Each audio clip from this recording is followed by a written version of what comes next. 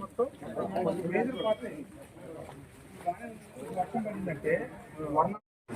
So ఒక cent వచ్చిన తర్వాత లాస్ట్ టైం డిస్కసింగ్ మీరు ఆలోచన కదా గ్రామం వాళ్ళని అడిగితే 1 lakh loans can be given. Contractor కి ఇస్తే వాడు ఇదే లెవెల్ అండి. మీకు వర్షం పడితేనే వెళ్తాయి, ఫ్లడ్ వస్తే కాదు వర్షం పిల్లర్స్ ఉన్నాయి కదా, అట్లా అన్ని పిల్లర్స్ అవసరం అంత షార్ట్ డిస్టెన్స్ లో.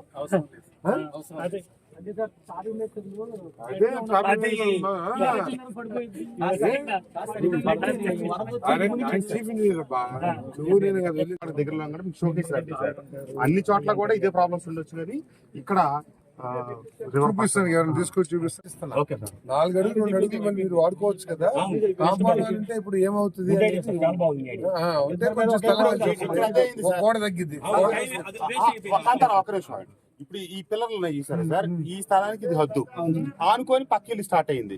ఇక ఆ ఇల్లు ఎవరున్నారు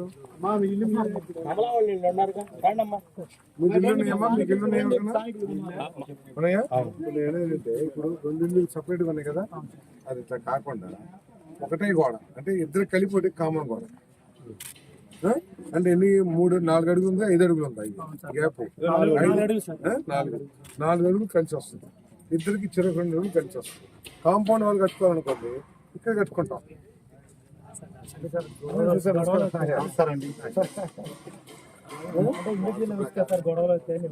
గొడవ ఏం కాదు, ఉందనుకోండి మీకు ఎక్కువ స్థానం సెంటున్నరే కాబట్టి ఇటు చేసిందని చెప్పేసి నేను మనవి చేస్తాను.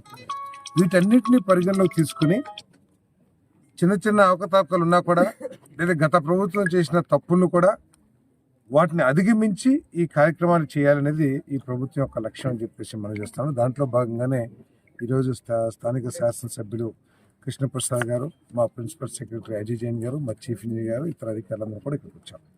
ఇక్కడ మెయిన్గా ఛాలెంజెస్ ఏమిటంటే ఈ ఇన్ఫ్రాస్ట్రక్చర్ సమస్య కొంచెం ఎక్కువగా కనపడతా ఉంది.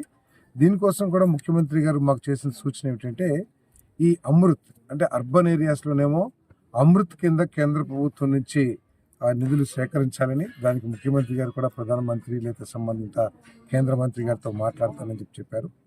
అదేవిధంగా రూరల్ హౌసింగ్ కోసం ఎన్ఆర్జిఎస్, జేజేఎం వాటితో టైఅప్ పెట్టండి, మీకు కావాల్సిన స్టేట్ షేర్ ఏదైతే ఉందో. ఎందుకంటే గత ప్రభుత్వం నిర్లక్ష్యం, బాధ్యతారాహిత్యం, పథకాలు కేంద్ర ప్రభుత్వం ఇచ్చినా కూడా మన వాటా ఏదైతే ఉందో మన వాటా పెట్టకపోవటం మూలంగా అనేక అభివృద్ధి కార్యక్రమాలు కుంటుపడినాయి. దాంట్లో హౌసింగ్ ఓట్ అని చెప్పేసి మనం చేస్తాను. మరి స్టేట్ షేర్ కూడా మేము అరేంజ్ చేస్తాం ఏదో ఒక విధంగా, తప్పకుండా మీరు దీన్ని స్పీడ్గా చేయండి అని చెప్పేసి చెప్పారు. మా లక్ష్యం 100 రోజుల్లో 1,25,000 కంప్లీట్ చేయటం. సంవత్సర కాలంలో రాబోయే 1 సంవత్సర కాలంలో దాదాపు 7 లక్షల ఇల్లు పూర్తి చేసి, అంతేగాని కొత్తగా ఎందుకంటే మార్చి 2025 నుంచి PMAY 2.0 అంటే కొత్త స్కీమ్ రాబోతా ఉంది.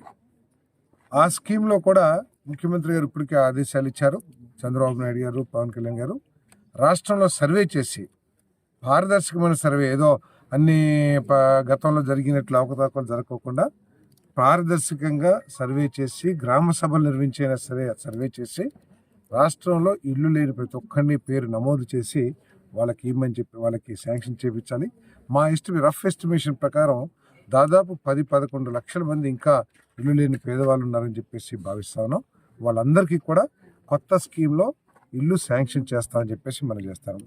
మరొక ముఖ్యమంత్రి గారు పార్థసారథి గారు సమీక్షా సమావేశం నిర్వహించినప్పుడు ఇట్లా లేఅవుట్లో ప్రాథమిక సౌకర్యాలు లేనందువల్ల ఇబ్బంది పడతా ఉన్నాం అని చెప్తే 2 రోజుల వ్యవధిలోనే ఉన్నతాధికారులు, ప్రిన్సిపల్ సెక్రటరీ గారిని, సంబంధిత శాఖాధికారులు అందరిని తీసుకొని ఈరోజు మన మైలవరం నియోజకవర్గంలో ఉన్నటువంటి పెద్ద లేఅవుట్లు, ఇది ఇబ్రహీంపట్నం, కొండపల్లి, జీ కొండూరు, మైలవరంలో పూరగొట్ట లేఅవుట్లు అనేవి కూడా సందర్శిస్తూ ఉన్నాం.